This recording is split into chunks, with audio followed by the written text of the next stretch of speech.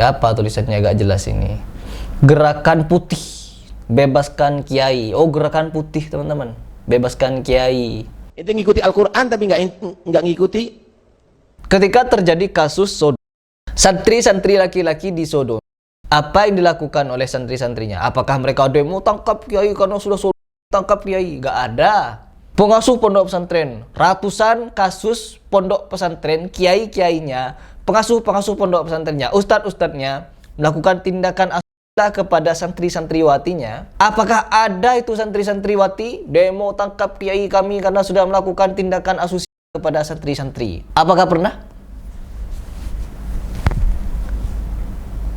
Habaib, ente juga sesat. Teman-teman, kemarin setelah kita membahas tentang Gus Yakut dan Ketua GP Ansor yang kabarnya tertangkap melakukan tindakan pidana korupsi dan terbukti, teman-teman. GP Ansor ataupun Banser, katanya Banser ada yang demo.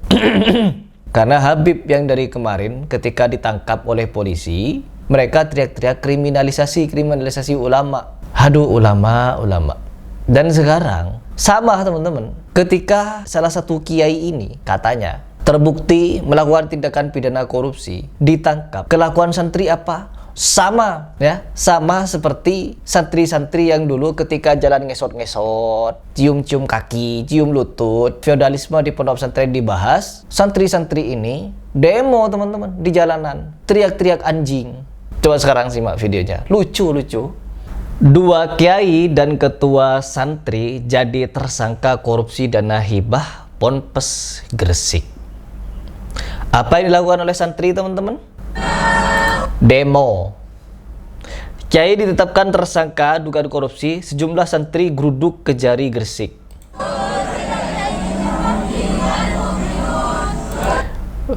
Tuh, ngedemo mereka, segelintir santri ini. Tuh, apa agak malu ya? Santri-santri ini apa agak malu? Mereka belajar agama, apa belajar demo? Tuh, perhatikan, teman-teman. Jadi beberapa hari ini, santri-santri ini, segelintir santri ini, demo-demo konyol, teman-teman. Agar kiainya dilepaskan dari jeratan hukum setelah melakukan tindakan pencurian terselubung. Korupsi kan pencurian terselubung. Sudah direncanakan jauh-jauh hari, dieksekusi, dinikmati uangnya. Setelah itu ditangkap polisi, minta didemo oleh santri-santri ini. Ini kan konyol. Tuh, pakai mata kaca. Apa tulisannya agak jelas ini? Gerakan Putih Bebaskan Kiai. Oh, Gerakan Putih, teman-teman. Bebaskan Kiai.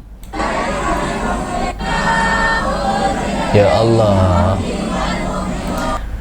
Kebukti korupsi malah dilindungi. Sekolah agama kok ora paham agama.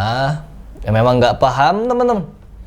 Ketika terjadi kasus santri-santri laki-laki di Sodom, apa yang dilakukan oleh santri-santrinya? Apakah mereka demo tangkap Kiai karena sudah tangkap Kiai? Nggak ada. Pengasuh pondok pesantren, ratusan kasus pondok pesantren, kiai-kiainya, pengasuh pondok pesantrennya, ustadz-ustadznya melakukan tindakan asusila kepada santri-santriwatinya. Apakah ada itu santri-santriwati demo tangkap kiai kami karena sudah melakukan tindakan asusila kepada santri-santri? Apakah pernah?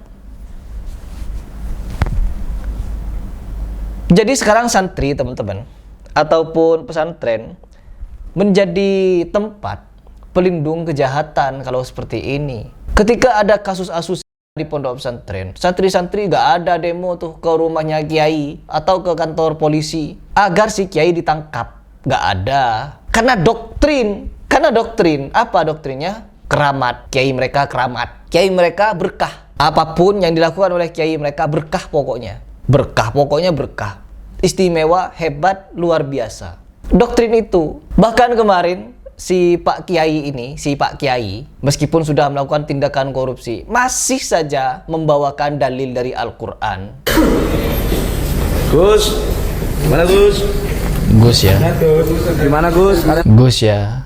Kejari Gresik menetapkan 3 tersangka dalam kasus dugaan korupsi dana hibah Pemprov Jatim 2019 di Ponpes Usulul Hikmah Al-Ibrahimi, teman-teman.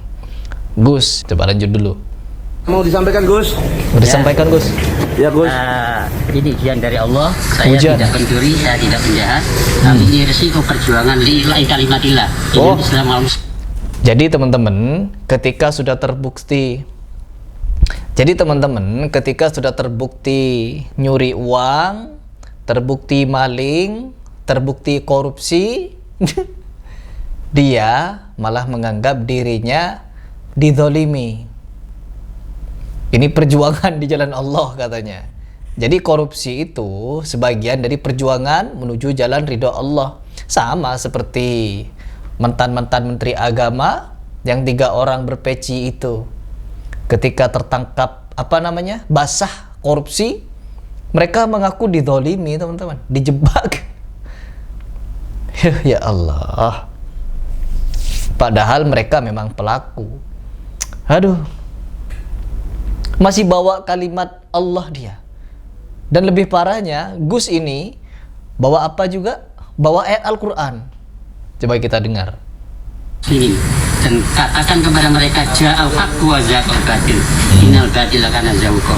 Saya dalam posisi membela agama Allah. Membela. Maka dalam mereka memberikan kejahatan kepada pejuang-pejuang Allah. Pejuang Allah. Mudah-mudahan dihancurkan oleh Allah. Dan akan saya tuntut dan saya pegang bahwasannya dunia akhirat. Gak usah seperti itu. Gak usah. Masih ngutip Al-Quran, teman-teman. Innalillahi wa inna ilaihi raji'un. Kok masih berani? Katanya dia adalah pejuang Allah. Pejuang Allah katanya, teman-teman. Ya sama seperti Yakut. Yakut ketika ditangkap, apa yang dia katakan? Kami dizalimi, kami dijahati, kami tidak ini, kami tidak begitu. Padahal sudah terbukti loh.